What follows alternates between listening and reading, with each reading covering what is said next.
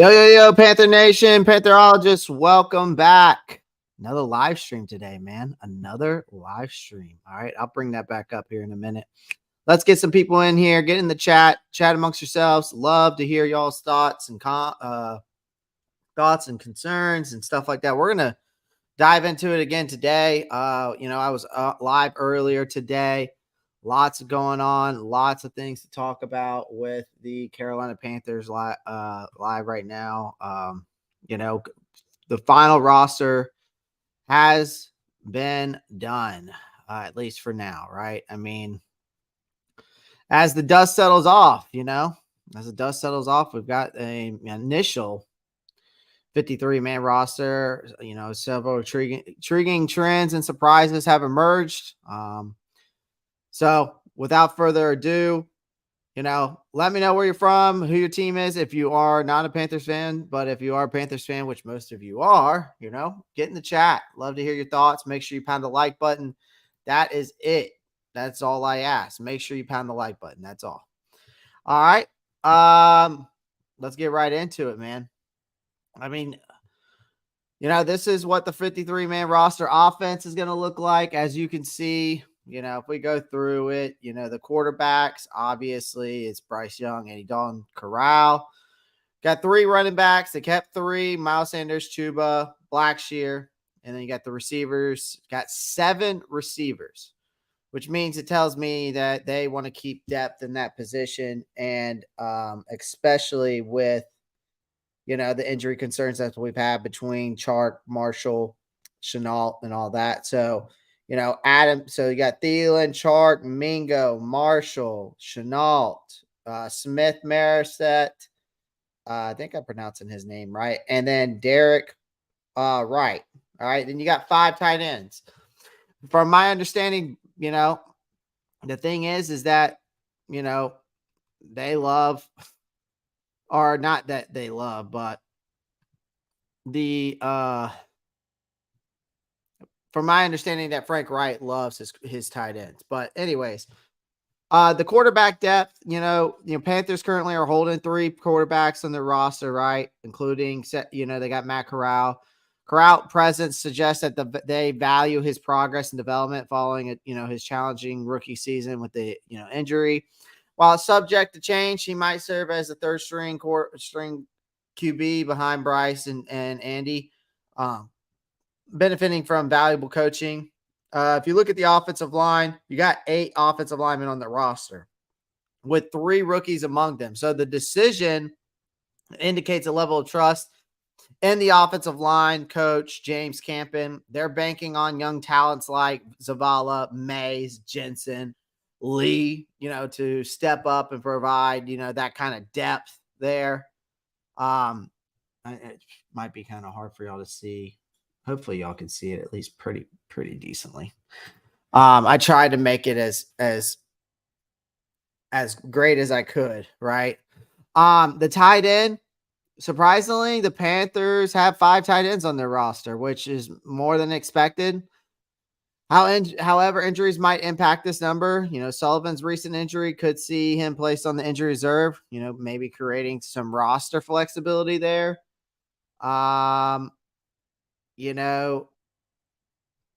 Let's see, where else am I looking at? Now, if you go to the dip, now let's go over to the defense. Let's see here. Let's get over to my defensive slide. Okay, defensive side.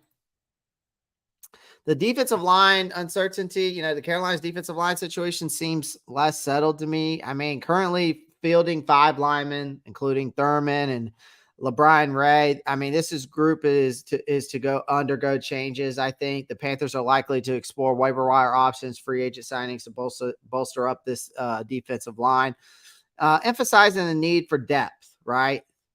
And then veteran backups. The Panthers have largely forced new backup options over veteran players, reflecting, I guess, their transition, the transition to a new team with a fresh coaching staff and quarterback. Experienced backups like Eric Rowe and Deion Jones and others were replaced by younger talents and special team contributions. Another thing is that mid-round draft picks from recent years aren't guaranteed roster spots. So players like Brandon Smith, who was a 2022 fourth-round pick, are now available to other teams. The Panthers have emphasized on special teams contributions and what fits with the current team and culture over Way's previous draft status. So, but there's still work to be done here. All right. I think despite them finalizing this 53-man roster now, I think the Panthers have clear needs, particularly for another defensive lineman, an offensive tackle. The team also could benefit probably adding another cornerback and physically imposing running back to complement their existing roster. So really and truly to me, the 53-man roster reflects a team in transition with an kind of just a mix of young talent and new additions, right? I mean, however, it's far from finished.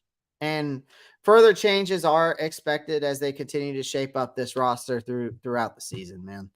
So, I mean, obviously you could see like I said. So let's just run through the offense real quick.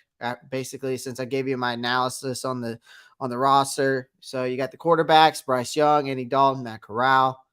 Running backs, Miles Sanders, Hubbard, Blackshear. Wide receivers, Thielen, Chark, Mingo, Marshall, Chenault, Smith, Marset, Wright. Then tight ends, you got Hurst, Thomas, Trimble, Sullivan, Ritchie. Tackles, you got Kwanu, Moten, Ricky Lee. Guards, you got Christensen, Zavala, Mays, Jensen. Center, of course, is Bozeman.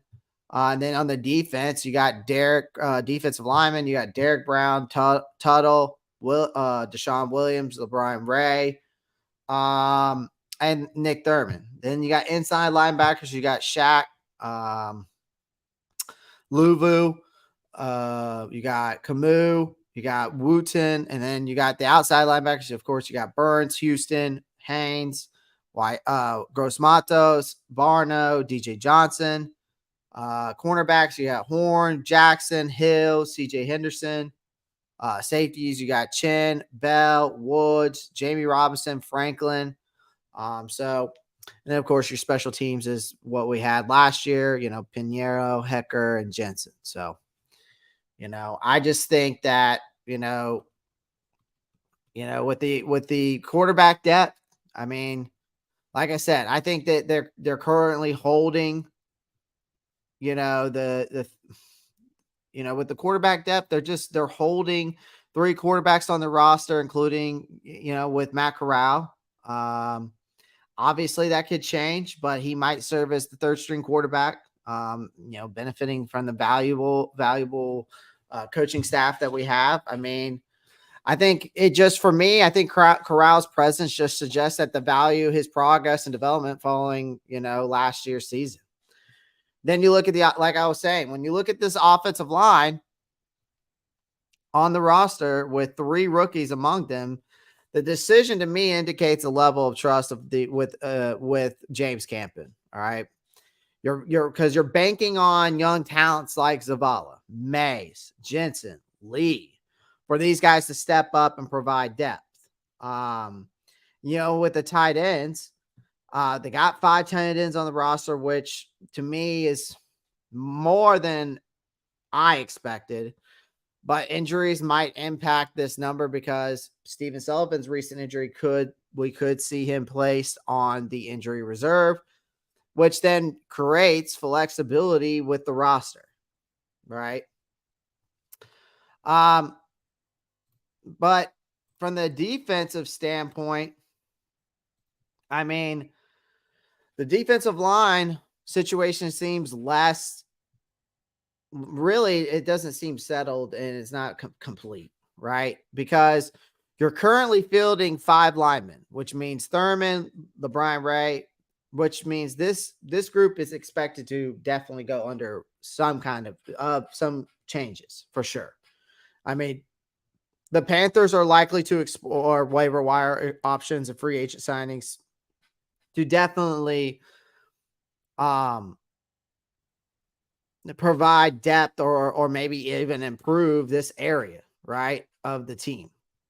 Now, um, but we're definitely need to emphasize on the need for depth there, right? But then the Panthers have largely favored new backup options over veteran players because they're transitioning to a new team with this new coaching staff and the rookie quarterback. Eric Rowe, Deion Jones, and other players have been replaced by younger talents and guys who've contributed more, at least from a special team standpoint, right?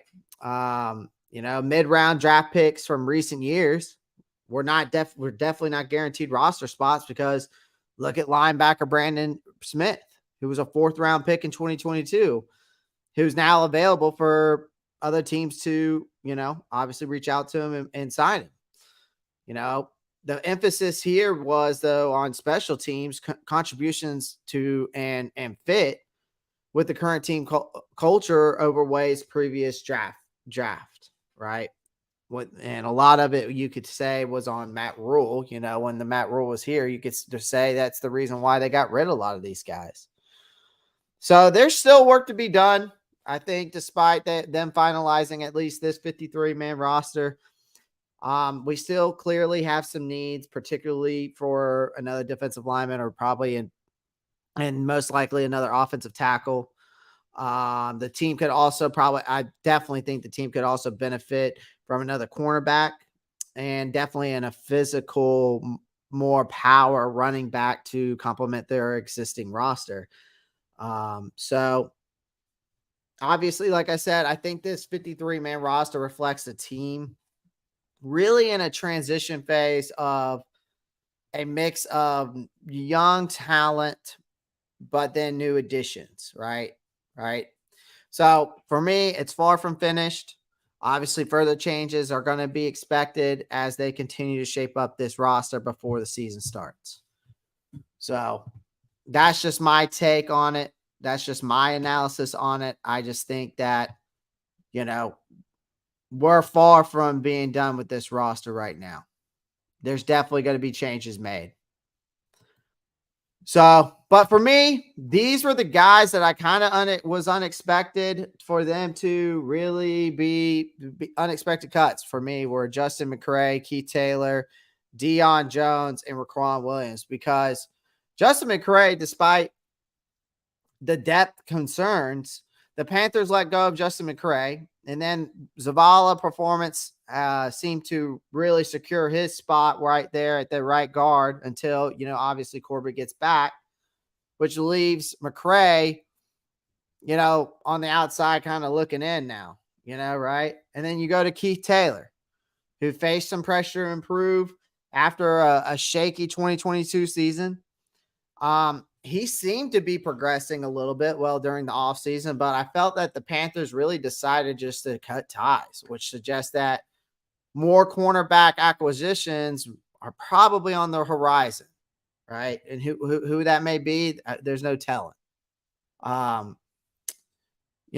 Jones, veteran linebacker, who I thought, showed some promise during training camp, was surprisingly released before playing a competitive down with us, really. Chandler Woods and Camus Grigor Hill seem to impress more as second level options, right? And then the Raquan Williams, to me, despite the release of Marquand McCall, Raquan Williams didn't make the final roster. Williams had a strong offseason. Panthers favored Nick Thurman, right? So if Williams clears waivers, maybe he could land on practice squad. Who knows? So these were unexpected cuts. Kind of left me surprised. But the business side of the whole NFL often leads to surprising decisions. I mean, these players, all these guys today still have opportunities to wherever contribute down the road with another team or be on a practice squad somewhere.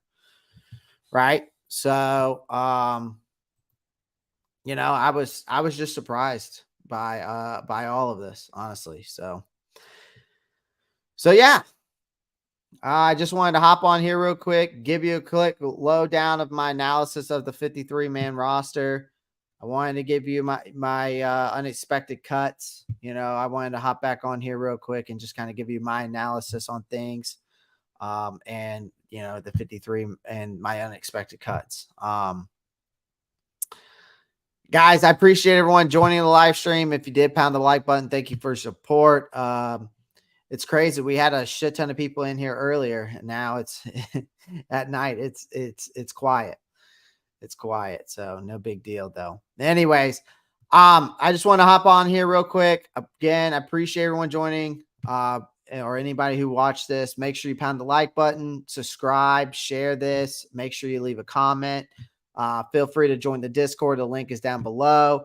Check out all my, check out all of my social media. My link is down. All my social media is down below as well, so you can check it out.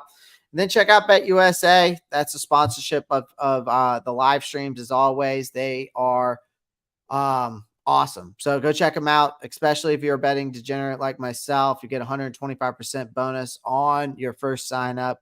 Plus, if you use promo code Pantherology, you'll get an extra 25%. So go check it out. All right. Again, guys, I appreciate it. Thank you as always. And as always, guys, keep pounding. Peace.